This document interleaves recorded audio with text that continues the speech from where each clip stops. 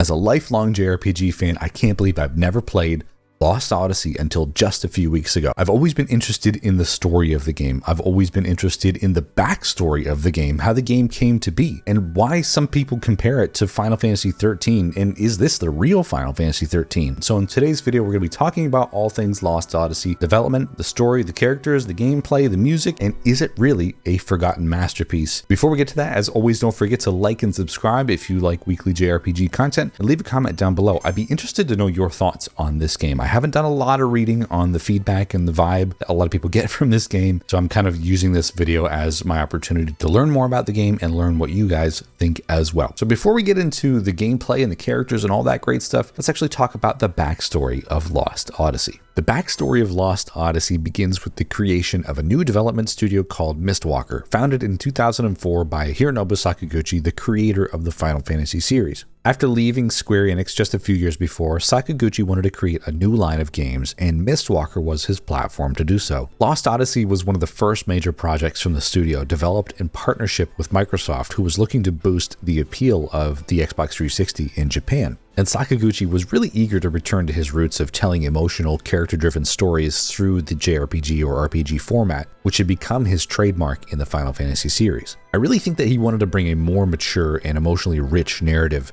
to Lost Odyssey, the first game of Mistwalker, incorporating some really interesting themes. And to develop this game, Sakaguchi enlisted the help of several key collaborators from his Final Fantasy days. Most notably, he brought on Nobuo Uematsu, the renowned composer behind many iconic Final Fantasy songs, to create the music for Lost Odyssey. And the game's unique storytelling, which features 1,000 Years of Dreams segments, which are short stories, this was penned by Japanese author Kiyoshi Shigematsu. These stories really play a pivotal role in fleshing out the protagonist, Kaim Argonar's centuries-long life and his emotional struggles that went along with it. Lost Odyssey was developed using Unreal Engine 3, which was still kind of relatively new at that time, and the game's production was supported by Microsoft, and it was intended to be a showcase JRPG on the Xbox 360, appealing to both Japanese and Western markets. And released in 2007 in Japan and 2008 internationally, the game was praised for its turn-based combat and deeply emotional narrative. However, it did receive some critique for technical issues like long loading times, some performance issues, stuff like that. It was still kind of new at the time for the team to learn this engine and release something on this platform. And despite being one of the Xbox 360's few exclusive JRPGs, Lost Odyssey has since developed a dedicated fan base and is considered more or less of a cult classic, especially among fans of traditional JRPGs. With the emotional depth of the storytelling of the game, the orchestral soundtrack, and the veteran dev team, this game really stood out among its peers at the time. Now let's get on to the story. Lost Odyssey follows Kaim Argonar, an immortal warrior who has lived for over 1,000 years but has lost all memories of his past. The story is set in a world on the brink of an industrial revolution driven by magic energy, which leads to political conflict and unrest within the world. Kaim is tasked with investigating a magical disaster, and then he becomes entangled in a larger plot involving the manipulation of magic powers and the power struggles between different nations, and along the way he encounters other immortals like himself who also suffer from memory loss. And as Kaim begins to recover fragments of his memories, he confronts the emotional toll of immortality, outliving loved ones and witnessing centuries of suffering. He learns that his memories were sealed by somebody named Gongora, a powerful sorcerer who has orchestrated events to seize control of the world. Kaim and his newfound allies, or maybe not so newfound, obviously you'll find out when you play the game, work together to stop Gongora's plan to exploit magic energy, which threatens to plunge the world into chaos. Now this journey is not just a battle against an external enemy like Gongora, but it's also an introspective exploration of Kaim's past. And this is really interesting because the narrative weaves together personal stories of loss, love, redemption, revealing Kaim's deep connection to the humanity of this world despite his immortality. And this is all done through the 1,000 Year Dreams short stories that you find throughout the game. Ultimately, Lost Odyssey is a tale about finding meaning in life and the resilience of the human spirit. The gameplay of Lost Odyssey is a traditional turn-based JRPG. You know, you have your basic character progression, physical and magical combat, and let's go over a couple key gameplay elements here from what you can expect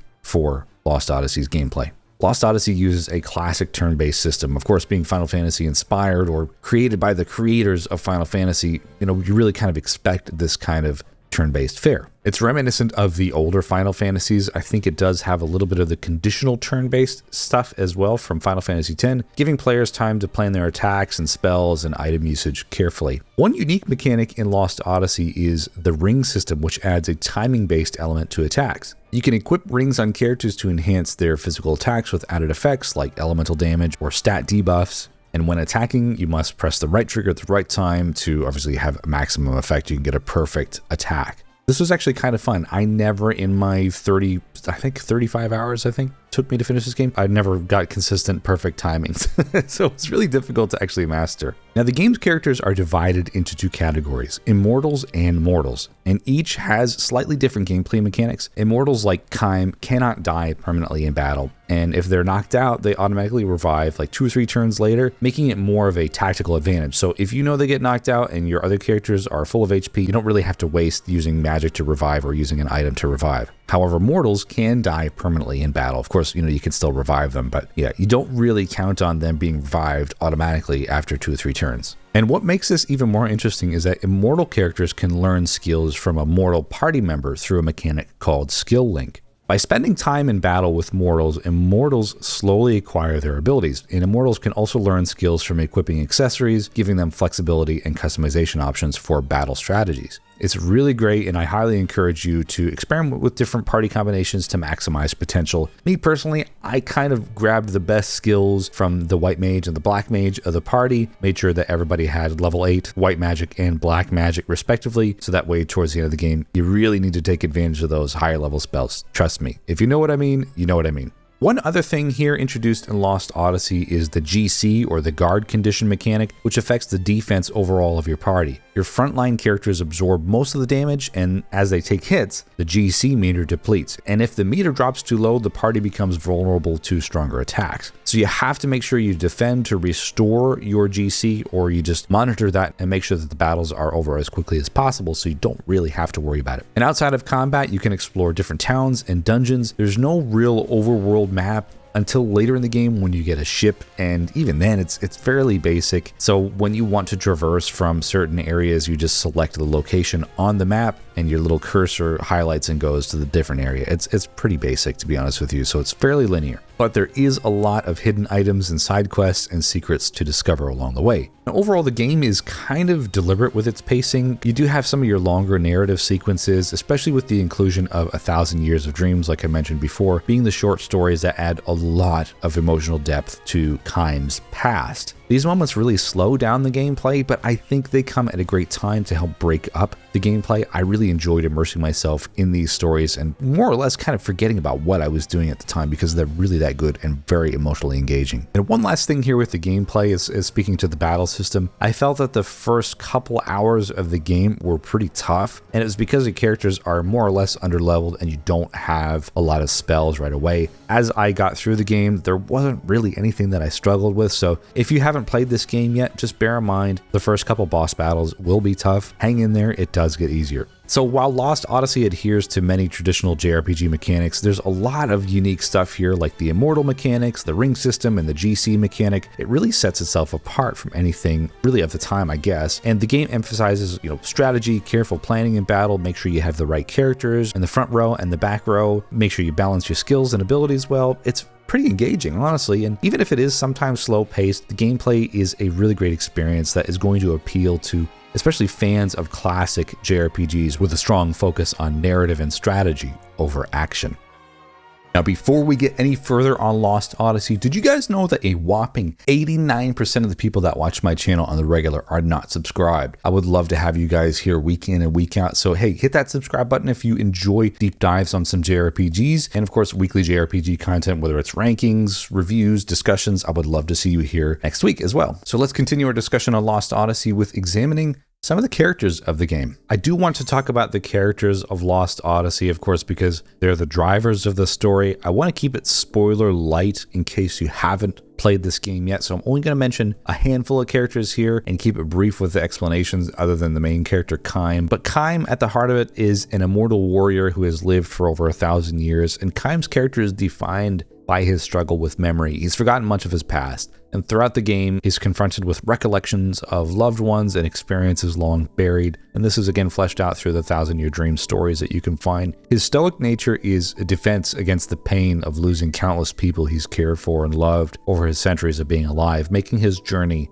a more poignant exploration of emotional endurance and grief. I actually think that he would stand quite well with a lot of other Final Fantasy leads if this were labeled a Final Fantasy game. Now, one of my favorite characters, maybe my favorite character of the game here is Jansen. He's a mortal, not immortal, a mortal. He adds a lot of humor and levity to the group, and he starts off as self-serving, flirtatious, weird, but it gradually evolves into a more responsible and compassionate person. So I really enjoyed his story arc, and he blends well with a lot of other characters that show up later in the game. And we'll round it off here with Cook and Mac. Again, I want to keep it brief. I don't want to spoil a whole lot, especially if you haven't played the game, but these two young kids join the party. They provide a different perspective on mortality and loss. After their mother's death, they seek comfort in Kaim, who they see more or less as a father figure. And this is a really great opportunity for Sakaguchi to explore somebody who plays a father figure. It's not really fleshed out super well in the story, but being able to see the leader of the party also kind of mentor and look after these children, it's really interesting, and it adds a fresh dynamic to the group. I kind of saw them as a modern interpretation of Palom and Porum from Final Fantasy IV. So each character in Lost Odyssey, whether they're immortals being shaped by their struggle of memory and loss and the weight of time, or mortals with their own things happening in the immediate, the personal journeys intertwine with the game's broader themes of humanity and emotional strength. And these relationships are really key in driving much of the emotional impact of the story, creating a narrative that's both intimate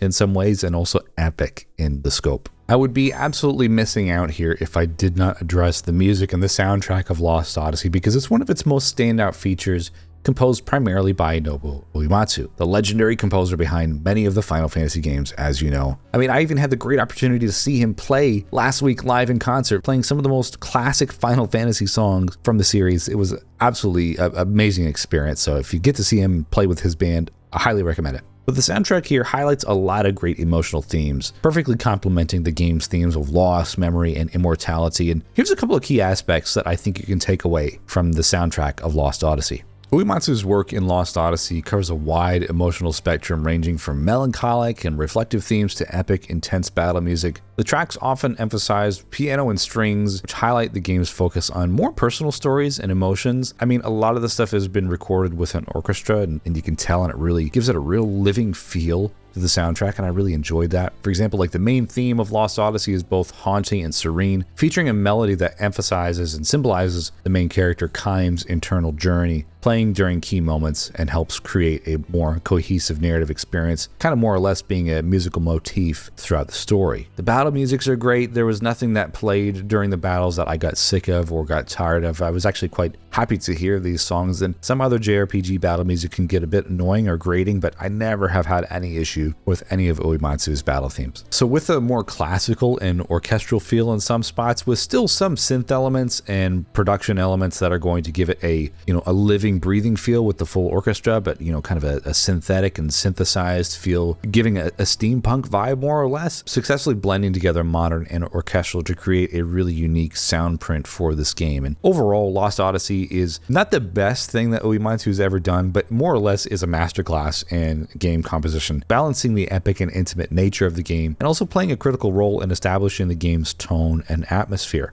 So if you haven't listened to anything from Lost Odyssey and you're a fan of Uematsu's previous work, you're likely to recognize his signature style while also appreciating the unique touches he brings to this title. Personally, whenever I hear the organ playing in any of these songs, I know immediately it's Uematsu. Same thing for Fantasia, which came many, many years later. You can tell it's Uematsu by some of the signature sounds that he uses. Now, Lost Odyssey, of course, shares many similarities with the Final Fantasy series, largely due to the involvement of Hironobu Sakaguchi, obviously the father of Final Fantasy, and Nobuo Uematsu, the renowned composer for many of those games. And here's a couple of ways that I find that they're similar. It's not a good or bad thing, just pointing out what I've noticed throughout my time with the game. Like traditional Final Fantasy games, Lost Odyssey features a turn-based battle system where you select actions for your characters like attacking or magic or defending or items or whatever. And while Final Fantasy later evolved to incorporate more real-time elements and made things a little bit different than Final Fantasy 1 through 10, this retains the spirit of Final Fantasy 1 through 10's battle system. So it's kind of a natural evolution of what we had with Final Fantasy 10. Maybe not as deep with like the sphere grid, but still you can see that it's a natural progression from what Final Fantasy 10 did in some ways.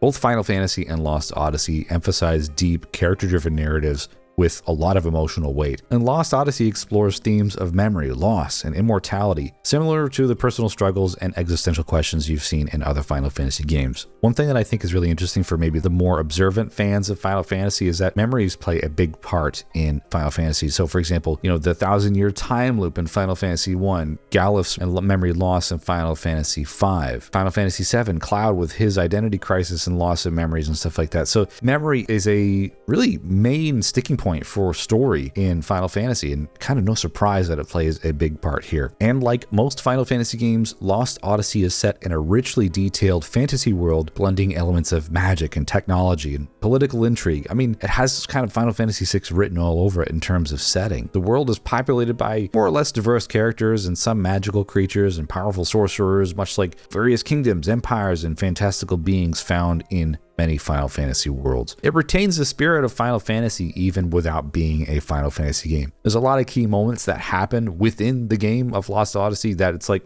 yeah, this really feels like it could have been lifted from Final Fantasy 4 or 5 or 6 or 7 or whatever else. It just has the spirit of Final Fantasy without actually being Final Fantasy. Now for this next portion here, I'm going to go a bit off script. I've written a couple of key dot points that I want to flesh out, I suppose, giving you guys more or less my opinion of the game. So first up, I like the old school feel of Lost Odyssey. This would have been a hit in the 1990s, I think, whether it's on the Super Nintendo or the PlayStation 1. I think a game like this with the scope that they had for this game would have felt really at home on some of those older consoles. That being said, I feel like this game really just didn't do it for me. I enjoyed my time with it, but I don't think that it's going to go in my top 10 JRPGs of all time. It kind of fell flat for me in some ways. It just never fully grabbed me. I felt compelled to play it and finish it because I'm a completionist. I've got to finish these games if I start them, but I don't know. A lot of the characters I couldn't connect with, a lot of the themes and stuff I couldn't connect with either. I don't know. I would say it was an above average JRPG for me personally. Now, the interesting thing to think of is if this was actually named Final Fantasy 12 or Final Fantasy 13 or whatever, I'd argue that it would be out there more in the pantheon of amazing JRPGs just because it would be called Final Fantasy. So the association of name goes a long way. And I find that because it's more or less locked on the Xbox platform, a lot of people didn't get the opportunity to play it and probably won't. So I don't know. It's one of those kind of lost to time games now. I also felt like overall it was a bit of a slow burn. The story, while I thought it was okay, there was a lot of fill in the gaps to it. I feel like some of it was implied and some of it was really never answered. Some of the story elements really just felt like an afterthought to me. I don't know. Again, it's just one of those things I couldn't fully connect with it. Now, on a positive note, the short stories really added depth to the game in a big way. I really enjoyed using my imagination when reading them paired with the music that plays during the story segments. I think this can go either way for some players. Easily one of my highlights of the game and really helped fill out Kaim's backstory in a compelling way, as you can't really tell the tale of living 1,000 years otherwise. Just a couple other notes here that I have. It felt like a continuation of Final Fantasy X in some ways. I would argue that this is the true successor to Final Fantasy in a way where it retains a lot of the bones of the series while being propelled forward into the mid-2000s. But I think also by sticking to that classic Final Fantasy formula in some ways might have actually held the game back from becoming truly something unique. And I'm kind of referring to the story more than anything else. Now, slight spoilers here, I guess, for the overall story of the game, but Gongora was not a great villain in my opinion. He didn't really seem threatening or ominous to me like a typical Final Fantasy villain would. He really felt like he was picked from maybe Final Fantasy 4 or 5, but just kind of like a discount version of that. I don't know, it just kind of felt shoehorned in the story for me. I just couldn't buy into him. But on the other side, like I mentioned before, Jansen was really great, super funny, and had me genuinely laughing all the way through the game. I really enjoyed Jansen. So overall, I think Lost Odyssey was okay. I would probably give it a 7 out of 10. above average. I've definitely played worse games, but I definitely have played better. I think it's a great first game from Sakaguchi post Final Fantasy. The soundtrack is great. The graphics still hold up today in some ways. I mean, I played it on 360 and not the Series S or X, which supposedly has some graphical enhancements, which might have gone a long way because some frame rates in some areas were pretty bad, especially in cutscenes. I mean, I'm not a frame rate buff or whatever, but it seems to struggle pretty often in some spots on the 360. But if you haven't played Lost Odyssey at all yet, and you've made it this far into the video, I would say check it out. You might enjoy it.